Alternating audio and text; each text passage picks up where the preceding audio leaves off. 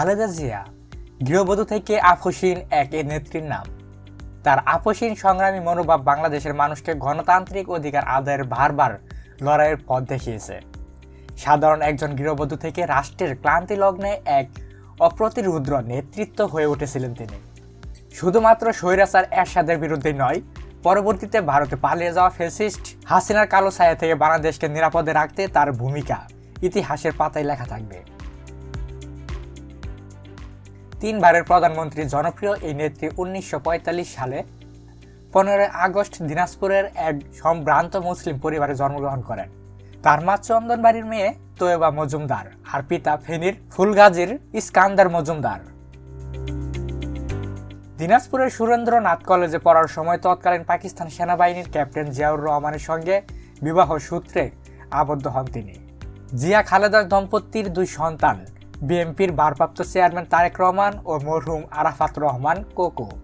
1981 সালের 30 মে বিএনপির প্রতিষ্ঠাতা জিয়াউর রহমান কিছু বিপদগামী সেনা সদস্যদের হাতে শাহাদাত বরণ করেন। তার আগ পর্যন্ত সাধারণ গৃহবধূই ছিলেন খালেদা জিয়া। জিয়াউর রহমানের মৃত্যুর পর দলের নেতাদের মধ্যে কুন্দর শুরু হয়। তখন তড়িঘড়ি করে 78 বছর বয়সী ভাইস প্রেসিডেন্ট বিচারপতি আব্দুস সাত্তারকে অস্থায়ী প্রেসিডেন্ট হিসেবে দায়িত্ব দেওয়া হয়। মূলত খালেদা জিয়াকে নিয়ে সামরিক ও শাসন চক্রের জন্য ভয় থাকায় তৎকালীন সেনাপ্রধান এইচ.এম. এরশাদ চেয়েছিলেন সাত্তার প্রেসিডেন্ট হোক। এ নিয়ে সে সময় বিএনপিতে মতভেদও দেখা দিয়েছিল। কিন্তু বিচারপতি আব্দুস সাত্তারের বয়স এবং দল পরিচালনা নিয়ে অসন্তোষ বাড়তে থাকে। এমন অবস্থায় বিএনপির একাংশ খালেদা জিয়াকে রাজনীতিতে আসার পরিকল্পনা করেন। কিন্তু তখনও রাজনীতির প্রতি খালেদা জিয়ার কোনো আগ্রহ ছিল না। তবে দলের নেতাকর্মীরা দিনের পর দিন খালেদা জিয়াকে রাজনীতিতে আসার জন্য বোঝানোর চেষ্টা করেন। তিনি দলের হাল না ধরলে দল টিকবে না বলেও অনেকে বলেন। অন্যদিকে খালেদা জিয়ার রাজনীতিতে আসার বিষয়ে এরশাদের মনে ভয় ছিল, কারণ এরশাদ তখন ক্ষমতার দখলের পরিকল্পনা করছিলেন। ভাবছিলেন খালেদা জিয়া রাজনীতিতে এলে পরিস্থিতি সামলানো তার জন্য কঠিন হয়ে যাবে। কিন্তু কোনো বাধাই আর কাজে আসলো না। অবশেষে দলের নেতাকর্মীদের অনুরোধে রাজপথে নামেন খালেদা জিয়া। 1982 সালের 13 জানুয়ারি কর্মী হিসেবে রাজনীতিতে নাম লিখান তিনি। এরপর বিভিন্ন রাষ্ট্রীয় অনুষ্ঠানে হাজির হওয়া শুরু করেন। একই বছর 7 নভেম্বর জিয়াউর রহমানের সমাধিস্থলে শ্রদ্ধা নিবেদন করতে গিয়ে খালেদা জিয়া প্রথম বক্তব্য রাখেন। দলের তরুণ অংশ খালেদা জিয়াকে দলীয় প্রধান হিসেবে দেখতে চাইলেও জেনারেল এরশাদ আগ্রহ ছিল আব্দুস সাত্তার। বিএনপির চেয়ারম্যান হওয়ার জন্য একই সঙ্গে প্রার্থী হয়েছিলেন খালেদা জিয়া এবং রাষ্ট্রপতি আব্দুস সাত্তার। এর ফলে এক বিব্রতকর অবস্থার সৃষ্টি হয়। সেই সময় বিচারপতি সাত্তার খালেদা জিয়ার বাসায় গিয়ে তাকে দলের সহসভাপতি এবং ভাইস প্রেসিডেন্ট হিসেবে দায়িত্ব গ্রহণের অনুরোধ জানান। কিন্তু খালেদা জিয়া ব্যক্তিগত কারণে তা গ্রহণ করেননি। অবশেষে সাত্তারের সঙ্গে দীর্ঘ আলোচনার পর খালেদা জিয়া চেয়ারম্যান পদ থেকে তার প্রার্থীপদ প্রত্যাহার করার সিদ্ধান্ত নেন। এরপর 1982 সালের 24 মার্চ তৎকালীন সেনাপ্রধান এইচ.এম. এরশাদ এক সামরিক অভ্যুত্থানের মাধ্যমে রাষ্ট্রপতি আব্দুল সাত্তারকে ক্ষমতাচ্যুত করে অবৈধভাবে রাষ্ট্র ক্ষমতা দখল করেন। সাত্তার তখন আনুষ্ঠানিকভাবে বিএনপির চেয়ারম্যান থাকলেও দল পরিচালনায় খালেদা জিয়ার প্রভাব বাড়তে থাকে। 1983 সালের মার্চে খালেদা জিয়া দলের সিনিয়র ভাইস চেয়ারম্যান হন। এর কয়েক মাস পরেই খালেদা জিয়া দলের ভারপ্রাপ্ত চেয়ারম্যান হন। এ সময় এরশাদ বিরোধী আন্দোলনে সক্রিয় হয়ে ওঠেন তিনি। 1984 সালের 10 মে খালেদা জিয়া বিএনপির চেয়ারম্যান নির্বাচিত হন। একদিকে এরশাদ বিরোধী আন্দোলন ধীরে ধীরে জোরালো হচ্ছিল, অন্যদিকে এই আন্দোলনের মাধ্যমে দেশ জুড়ে খালেদা জিয়ার ব্যাপক পরিচিতি গড়ে ওঠে। তিনি হয়ে ওঠেন আপসহীন নেত্রী। জেনারেল এরশাদের পতনের পর 1991 সালে যে নির্বাচন অনুষ্ঠিত হয়েছিল তাতে বিএনপির জয়লাভ করে। রাজনীতিতে আসার 10 বছরের মধ্যেই প্রধানমন্ত্রী হন খালেদা জিয়া। 3 বার বাংলাদেশের প্রধানমন্ত্রী হিসেবে দায়িত্ব পালন করেন তিনি।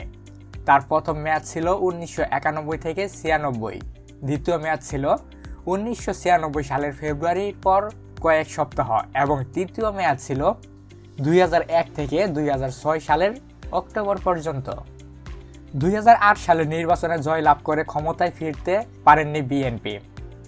আওয়ামী লীগ ক্ষমতা নিয়ে বিএনপিকে রাজনৈতিকভাবে আর ঘুরে দাঁড়াতে দেয়নি। আওয়ামী লীগের দীর্ঘ 16 বছরের শাসন আমলে নির্যাতনের শিকার হয়েছিলেন খালেদা জিয়া। শুরুটা 2010 সালে এক কাপড়ে জোর করে সেনানিবাসের বাড়ি থেকে বের করে দেওয়ার মাধ্যমে। সে সময় বেগম জিয়া কান্নাজড়িত কণ্ঠে বলেছিলেন, বেডরুমের দরজা ভেঙে টেনে হিঁচড়ে তার কক্ষ থেকে বের করে দেওয়া হয়। আমাকে অপমান করা হয়েছে, যেভাবে বের করা হয়েছে তাতে আমি লজ্জিত।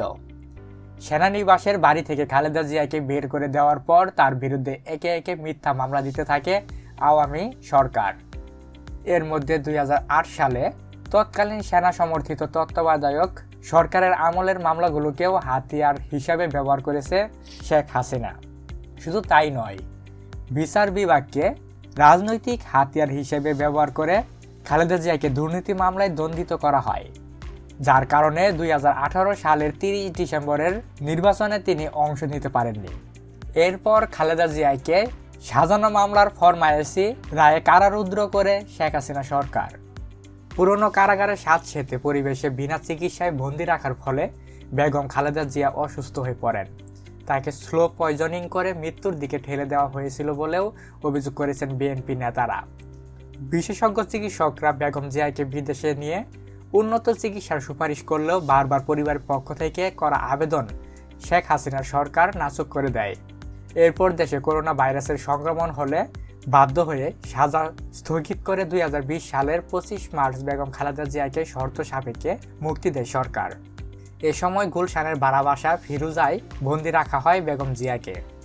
বিএনপি নেতাদের অভিযোগ, আওয়ামী লীগের অবৈধ নির্বাচন ও শাসনকে স্বীকৃতি দেওয়ার শর্তে খালেদা জিয়াকে বিদেশে চিকিৎসা দেওয়ার প্রস্তাব দিয়েছিল আওয়ামী লীগ সরকার। এজন্য তাকে রাজি করাতে নানাভাবে চাপ প্রয়োগ করা হয়, কিন্তু দেশের গণতন্ত্রকে বিপন্ন করে এবং মানুষের স্বার্থকে বিকিয়ে দেওয়া সেই প্রস্তাবে আপোষহীন এই নেত্রীকে রাজি করাতে পারেনি কেউ। এর মধ্যে 2024 সালের জুলাইতে কোটা সংস্কার আন্দোলন দাবিতে দেশ জুড়ে শুরু হয় আন্দোলন, যা শেষ পর্যন্ত সরকার পতনের আন্দোলনে গড়ায়। টানা 35 দিনের রক্তক্ষয়ী আন্দোলনের পর 5 আগস্ট দেশ ছেড়ে ভারতে পালিয়ে যায় শেখ হাসিনা। পরদিন 6 আগস্ট খালেদা জিয়াকে মুক্তি দেন রাষ্ট্রপতি মোহাম্মদ শাহাবুদ্দিন। মুক্তি পাওয়ার পর চলতি বছরের জানুয়ারিতে লন্ডনে তাকে চিকিৎসা দেওয়া হয়েছিল। তার স্বাস্থ্যের অনেকটা উন্নতি হয়েছিল, তবে নানা রোগের জটিলতা ও শরীর মনে ধকল সহ্য করে তিনি দুর্বল হয়ে পড়েছিলেন। বয়সও ছিল প্রতিকূল, প্রায় গুরুতর অসুস্থ হয়ে পড়তেন। হাসপাতালে ভর্তি করানো হতো। গত 23 নভেম্বর এমনই পর্যায়ে তাকে শেষবারের মতো রাজধানী এভারকেয়ার হাসপাতালে ভর্তি করা হয়েছিল। 1 মাসের কিছু বেশি সময় তিনি সেখানে চিকিৎসাধীন ছিলেন। মঙ্গলবার সকাল 6টায় ঢাকার এভারকেয়ার হাসপাতালে চিকিৎসাধীন অবস্থায় তার মৃত্যু হয়।